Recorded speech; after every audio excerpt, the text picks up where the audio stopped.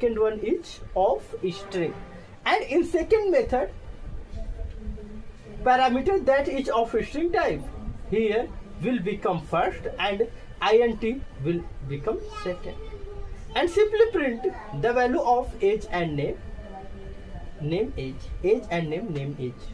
Okay, so we have defined main method here. In main method we want to access, if we want to access the method defined in any class, so object of that class is important. So firstly here we have created the object of overload example,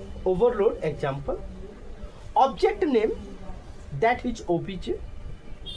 You can choose any name, but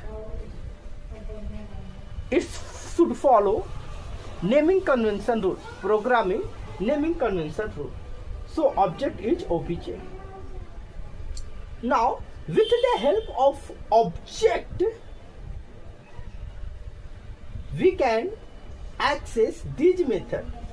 So obj.display 10dk integer string method that is called, which have first parameter is of integer and second one is of string type. First one is integer and second one is of string. If you see in this method first parameter is of string type, so from this line this method will not be called. So this method, yes, integer string, so this method is called, and simply print the output age, the value 10 and dk will copy respectively age and name variable. So age and name, from here 10 age 10 will be printed and name dk will be printed. Okay, so this is the complete